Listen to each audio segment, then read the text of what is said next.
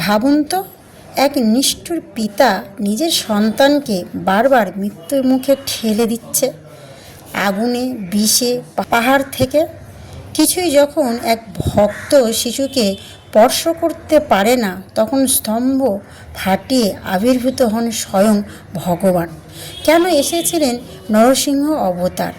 ভক্ত প্রহ্লাদের সেই অলৌকিক কাহিনী শুনলে আপনার শরীর শিহরিত হবে। অনেক কাল আগে অসুররাজ হিরণ্যকশ্যপু কঠোর তপস্যা করে ব্রহ্মার কাছ থেকে এক বিরাট বর লাভ করেছিলেন। সে বর চেয়েছিলেন কোনো মানুষ, দেবতা বা পশুর হাতে তার মৃত্যু হবে না। দিনেও নয়, রাতেও নয়, ঘরেও নয়, বাহিরেও নয়, অস্ত্রেও নয়, নিরস্ত্রেও নয়। এই বর পেয়ে হিরণ্যকশ্যপু হয়ে উঠল অত্যন্ত অহংকারী। সে নিজেকেই ঈশ্বর বলে ঘোষণা করল, তার রাজ্যে কেউ বিষ্ণু নাম নিতে পারবেন না।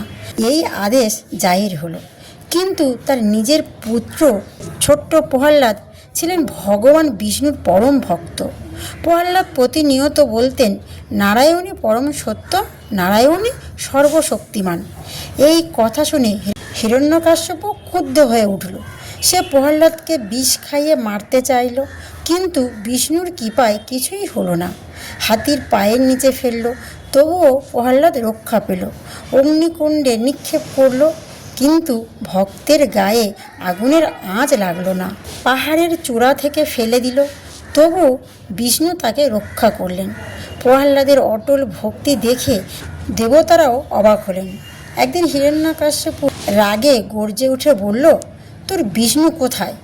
প্রহ্লাদ শান্তভাবে বললেন, ভগবান সর্বত্র আছেন, এই থাম্বার মধ্যেও আছেন।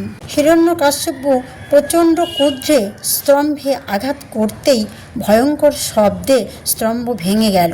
সেই স্তম্ভ থেকে আবির্ভূত হলেন ভগবান নরসিংহ, অর্ধেক মানুষ অর্ধেক সিংহ। তার ভয়ঙ্কর রূপে কেঁপে উঠল 3 লোক। সন্ধ্যাবেলায়, না দিন না রাত, দরজার চৌকাঠে, না ঘরে না বাহিরে, নিজের উরুর উপর বসিয়ে মুখ দিয়ে, না অস্ত্র না নিরস্ত্র, হিরণ্যকশ্যপুকে বধ করলেন। এইভাবেই ব্রহ্মার বর অক্ষুণ্ণ রেখেও ভগবান অন্যায়ের অবসান ঘটালেন। ভক্ত প্রহ্লাদকে বুকে তুলে নরসিংহদেব আশীর্বাদ করলেন, সত্য ভক্তি কখনো পরাজিত হয় না। সত্যিকারের ভক্তকে কোনো শক্তি পরাজিত করতে পারে না। অহংকারের পতন অনিবার্য। ভগবান সর্বদা তার ভক্তকে রক্ষা করেন। যেখানে ভক্তি, সেখানে ভগবানের শক্তি। তাহলে বন্ধুরা, আজ এখানেই শেষ করছি। আর যদি ভিডিওটা ভালো লাগে, চ্যানেলটা সাবস্ক্রাইব করবেন আর কমেন্টে লিখবেন জয় শ্রীকৃষ্ণ।